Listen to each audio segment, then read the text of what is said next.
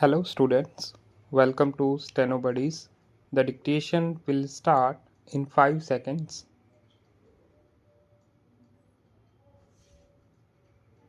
Mr. Deputy Chairman, Sir, I extend to this resolution my wholehearted support, though I wish he had extended its scope by incorporating within it two more services, but then I cannot deal with that subject now.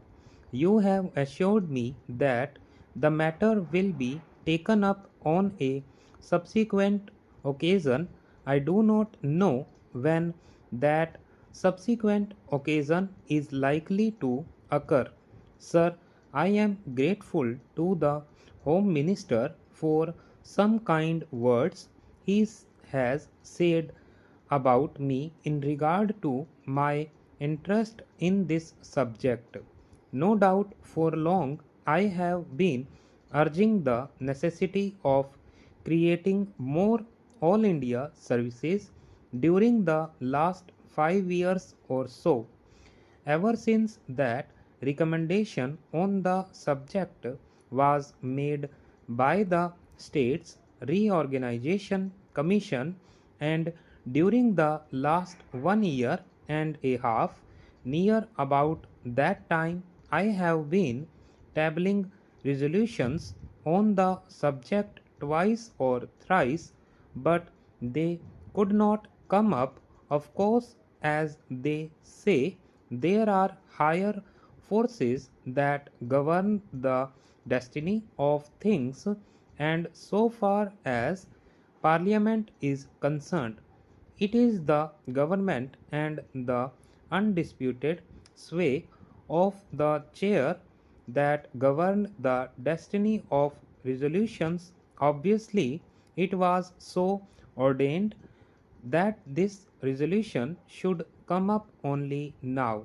and that too as a government sponsored resolution. Even as it is, I welcome it most heartily and feel enthusiastic and even jubilant about it. Sir, I sincerely congratulate the Honorable the Home Minister for the tact, the firmness, the strength, and the determination which he has shown in overcoming all the delicacies and difficulties which I am sure were there in his way.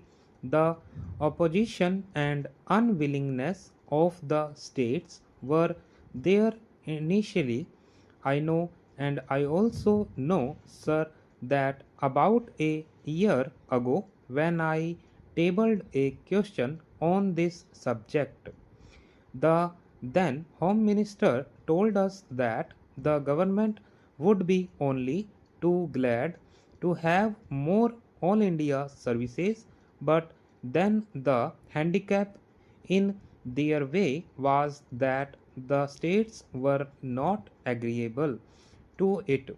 Subsequent to that, sir, about the middle of this year, I wrote to all the chief ministers requesting them to let me know their views on this subject, and I was a little unhappy to find that no chief minister replied to me saying that he was agreeable to it.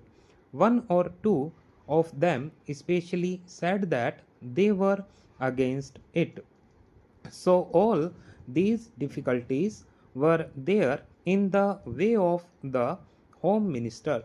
But I find that by his persuasion he has been able to win over all the chief ministers who, in the conference immediately preceding the last one, agreed to it in principle, and in the subsequent conference they agreed to it. It appears obviously in toto, and hence we have before us this resolution supported by the chief ministers of all the states. Sir, for that I want to congratulate most sincerely and heartily the Honorable the Home Minister. Now, sir, so far as the merits of this resolution are concerned, I do not think it is necessary for me to elaborate on them because during the last 4 years or so, ever since the publication of the report of the States Reorganization Commission, many eminent men all over the country, eminent administrators, and persons who had experience of administration, including the retired Controller and Auditor General, were of the opinion that more All India services should be created. Our Honorable the Prime Minister, as also our Vice President, have on more than one occasion expressed themselves definitely in favor of having more All India services.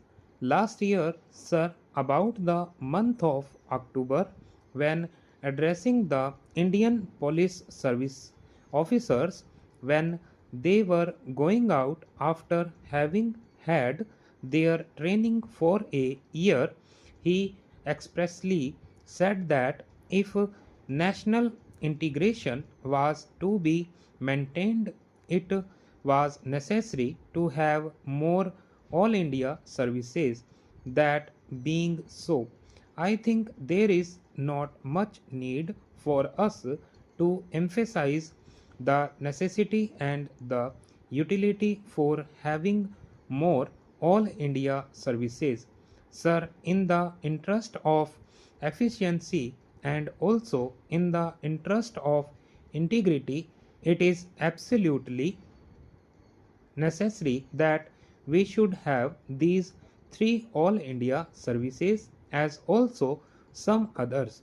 The major problem these days before us is that successful implementation of the development programs has to be carried through.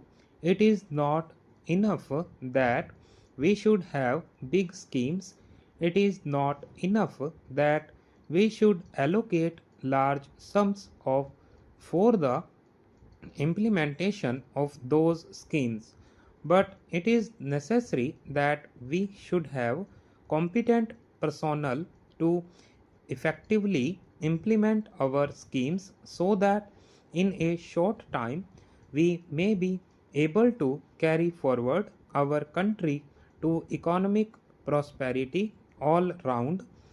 In the past, during the pre independence period, we had quite a number of All India services, but then when we framed our constitution, we dispensed with the others, retaining only two.